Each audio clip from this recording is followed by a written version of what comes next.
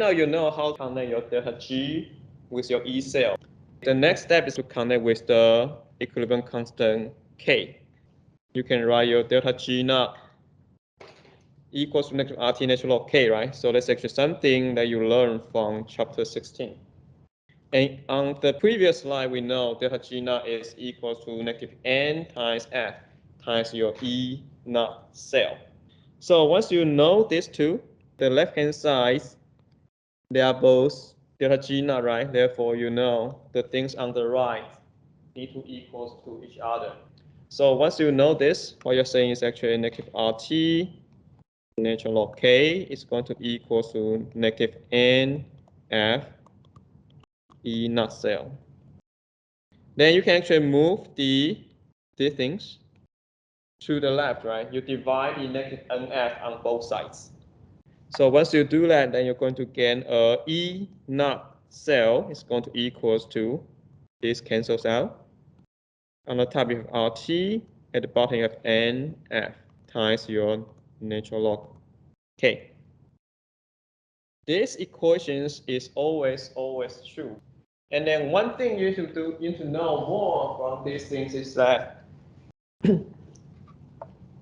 since I put the E naught cell over there, right? It actually tells you the reaction was actually done at the standard condition, which means the reaction is actually performed at 1 atm, 298 K.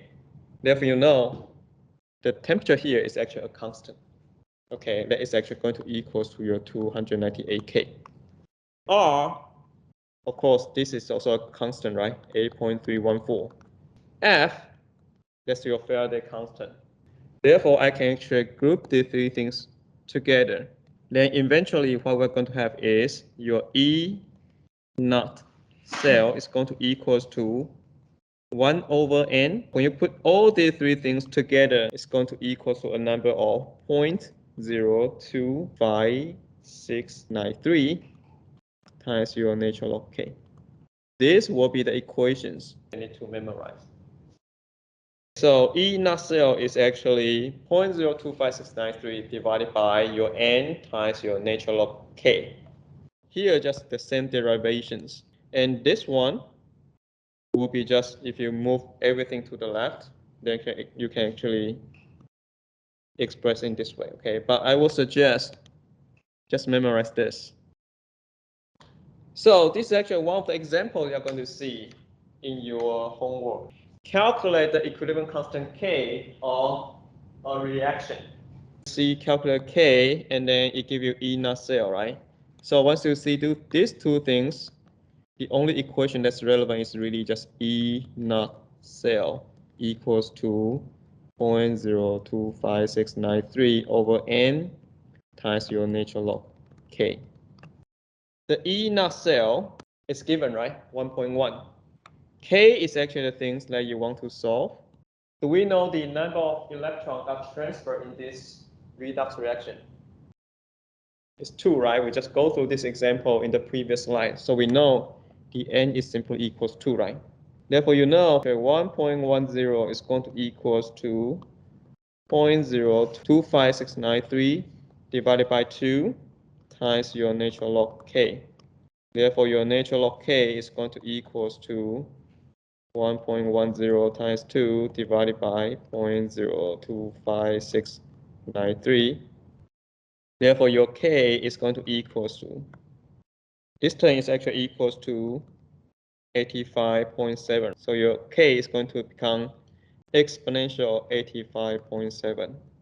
That's going to give you a number of 1.5 times 10 to the 37. Right now we know how the E naught cell is connected with your equilibrium constant K. The only thing that we haven't talked about is actually the Q. So again, we want to actually use another equations from chapter 16. Okay, your delta G can be connected to your E cell through delta G is going to equal to negative NF E cell. And then delta G naught is equal to negative NF E naught cell. So what we do now is we replace your delta G with this term, your delta G now with the second term. So that what we're going to have is that negative NF E cell is going to equals to negative NF E naught cell plus RT natural log Q. We divide the negative NF on both sides, so that we are going to get E cell is going to equals to E naught cell. The second term will be RT over negative NF. Okay, so I'm going to replace this, make it become negative NF times your natural log Q. These three terms, again, is going to give you a constant. So we can just further simplify this into E cell is going to equal to your E naught cell minus 0.025693 times your natural log Q. Again, the third important equation that you want to actually memorize. So the key difference of this equation differ from other equation is that this is actually the only equations have this term Q inside. Let's look at this example. Calculate the potential at 25 degrees C of a galvanic cell.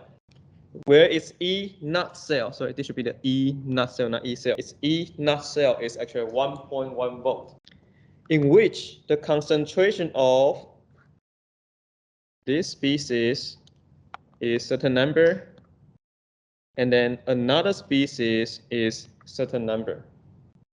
So you should be able to translate that cell notation into the redox reactions here. Here you should also be able to see that, okay, if you write out your chemical quotient Q, it should equals to, because this is actually pure solid, right? So this and this doesn't really goes into your Q expression.